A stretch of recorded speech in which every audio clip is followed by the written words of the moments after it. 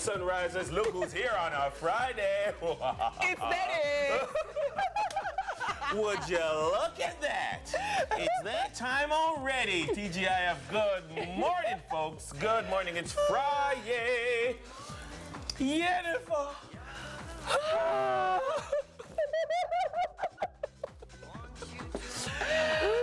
Look here.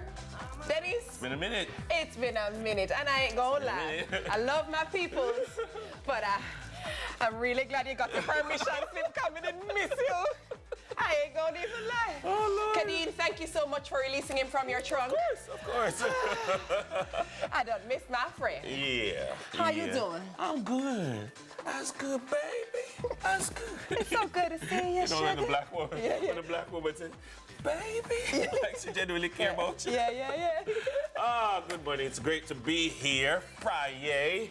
We're bringing in the weekend for you, and we're glad that you choose us to do it.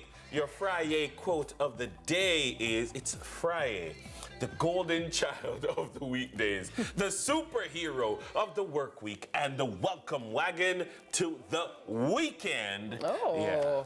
I'm not going to lie. If I was a day of the week, I'd love to be Friday. You know, What a nice love to be description. Friday. I would want to be Friday. The biases that everybody have to be, everybody, everybody knows I'm a Monday person. I was going to say, if you had to choose a day of the week, we all know Dennis is a Monday. I love Mondays, but Yeah. I do like Fridays. Yeah. It's, but like Friday, I'm winding down. Yeah. Where some people are winding up on a Friday. I tend to be chilling, but to the rescue. Here we are. I would like to advocate firmly for us to introduce a 4-day work week. I knew you were going to say that. I would absolutely love it, and I think we would be no less productive. Yes. And I would love if Friday could actually be the day that we just really start the weekend. Yeah. Meaning we don't get up and fight the traffic. Interesting. We should do it. I think we should. You know what you should do? You Tell should me. write a doctoral thesis on it to advocate and to make the case for the efficacy of it in the context of a modern Jamaican society. You notice I went into an academic tone. You know what, though? I should do that. Yes. And I will do that because I'm also maybe a little impressed and inspired by a current new doctor in the works. Yes. Please, ladies and gentlemen, make way for none other than Dr. The Honorable, the most honorable, Andrew Holness. Prime Minister. Yes. He's earned a Doctor of Philosophy degree in Law and Policy after completing his studies at Northeastern University in Boston. He shared that he started the studies online just after COVID hit and has since completed his thesis on the impact of U.S. gun laws on violence in Jamaican society. The Prime Minister is set to graduate in June next year. I also really like his area of study. Indeed. I think it's absolutely necessary, it's applicable, and I think it actually will be able to be implemented. Yeah. I would be very curious to know the findings of his thesis. I found it interesting. I was thinking about it last night. Imagine, for you or I, when you're doing your data collection, in that data collection phase, and you're trying to, I don't know what his research method was, whether it was quantitative or qualitative, but the Prime Minister coming to you and says, I have a questionnaire. I have a questionnaire I'd like you to fill out. Or I'm trying to do my interviews and I'm short. Like when the Prime Minister calls you to do an interview towards his thesis, you kind of say yes, I'm going to go on a limb and I'm going to assume it was quantitative given the nature of the study. It must have numbers. Or maybe it was like document study, so him go and him look at. I'm really fascinated. I would love to read. No, honestly, I would love to read that. Yeah. Because you would be looking at the history of all the legislation that has passed or not passed. Correct. Yeah. Not, Yeah. And then look at if there's any correlation in rise or whatever, and the relationship. Very interesting. I think it's I'd love to interview the Prime Minister on his thesis. I agree. For those people who have been asking, for those people who have to write letters, and for those people who have to write scripts, it is Dr. the Honorable, or Dr. the Most Honorable in his case, because the principle is that when you're a medical doctor, the doctor stays before your name. Correct. So you'd say the Honorable Dr. Horace Chang. Correct. Because he's a medical doctor, but you'd say Dr. the Honorable Christopher Tufton. Because it is a doctorate, Yes. a doctoral degree. So when you have a doctoral degree, the doctor doesn't stay in front of the name when you are announcing the person. So all the MCs and all the news people, although we don't put honorable in the news. We don't typically, do we? No. That's more when you're emceeing an event and you're introducing the guests. Or you're of honor. writing it in a letter and you leave the honorable in it. Yeah. So, you know what else is happening? Yes, what's Speaking happening? of communication. So Australia has actually done something which I am really pleased with. Yeah? I agree with it. Don't let Izzy hear that you're pleased with it, but go guess ahead. what? I'm not going to stutter. Australia vows to enact minimum age on social media sites. I am here for this. So Australia will ban children from using social media with a minimum age limit as high as age 16. The Prime Minister said on Tuesday that this is to get kids off their devices and onto the football fields. What are your thoughts, actually? For the people on YouTube watching us and in our socials, share with us what you think. I know I've already poured my thoughts in there, but what do you think about kids using technology and social media, and what age you think it's appropriate or they should be able to access it? Dennis, what about you? I'm in favor of age limits. I mean, it's something that on a personal level, I think that parents should. From where I sit and the things that I study and focus on outside of this, I'm more focused on whether or not it should be a mandate from government or whether or not it can be a mandate from government. And how do you, because if we're studying now this as a form of regulation, so like as a student of regulatory frameworks, like how will this work? You know, because the worst thing to do is to create a regulation that's not enforceable or a law that's not enforceable, because poorly enforced law is bad law. And poorly enforced law undermines all law. That's my view. So you have to, if you can't enforce, if you can't make it work, no matter with it.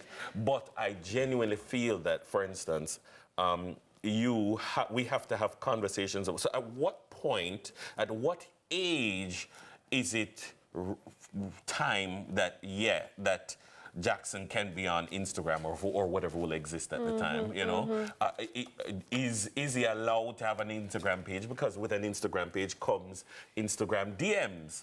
And are you seeing them? And do you have access to them? And those kinds of things. And Twitter and the toxicity of social media and the judging of yourself concept in relation to in relation to vanity metrics. It's also the seeking validation from people who literally cannot validate you. That's what I think social media is. One of the worst aspects of it, in my opinion, even the oversharing. You know, there is everything doesn't have to be shared. You know, I don't ever post in real time. I've never posted in real time for anything. If you see me post at the thing, I've already left. If you see me post in a country, I've already left. You know what I mean? But it's interesting because it also speaks to even the access, because, all right, my daughter has started high school, as everyone knows by now, and one of her classes requires her to use her phone for some research. My daughter doesn't have a phone. And she actually came home and said, Mom, my teacher says I need to have the phone for so-and-so. And I'm like, well, what about your laptop? And she was like, oh, but the access to the internet is only in the library. So I would need to have a phone because I need to have data to do the research for so-and-so. And I'm just like... tablet? You want to give her a tablet? I guess I'm going to have to look into that, because then I still am not... I don't want her to yet have a phone. Because I feel like you lose them. You lose them at the dinner table. You lose them socially, because they end up being like this constantly. We've lost adults. Go to a restaurant and look in a room and you'll see how many adults are literally scrolling instead of conversing and socializing and breaking bread with friends and interacting. We're losing our social skills with social media. You want to hear a joke? Tell me. When it was your birthday and I was looking for pictures of you in my phone, all of them were pictures of you on your phone. No,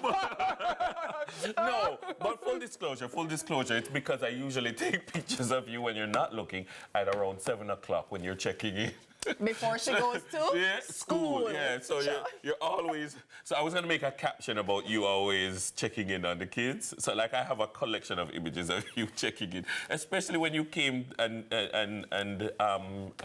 the baby was young, so you're always checking in with the... I'm not sure that you should always confess that you're a stalker on air. No, because I always take candids. Yeah? Yeah. Yeah? And some of your best shots are candids. Actually, to be very honest, some of my best shots are taken by Denise. Okay. So no. But yeah, I'm totally in agreement. Moving right along. Happy birthday. Happy birthday to our little sunrise elf. Aww. Happy birthday, Princess Raya, who turned 6 years old today. Oh, photo shoot. Stop it. Queer, no? Oh my gosh. What a good shot. Wow. She's greetings coming from Mommy, Garsha, and all your family and friends. Happy birthday, Lord. Oh, look at that. Hey, she's a natural, Look at her legs. Okay, girl.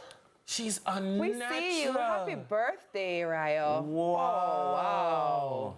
Fabulous. What a lovely pose. She's definitely a natural. I love it. Happy birthday. Hope she... Yeah, definitely. Big up. Also celebrating a birthday today is... Flames and fire. But no sex, and I love his voice. I love his... Yeah. The Book of Life. Hey. Born Cliff Roy Taylor. I've never heard Cliff Roy. Seeds I sow. Hey. That they berry. It's good. He was born on September 13, 1975. He's a Jamaican roots reggae singer. Known for his six hit singles, rather, like Living in Love and Can't Satisfy. Oh, one man can't satisfy her. She needs more wood for the fire. Hey. Love Happy birthday blessings. Bless up, I win. And thank you for all the great music that you've given us. Yeah. So we do have a very fun show planned for you today, guys. Please trust me, it's gonna be so. I'm so excited by today. We're going to be vibing from start to finish, so let's kick things off, shall we, with DJ Phoenix. He's back in the building. Run the Friday mix, Phoenix.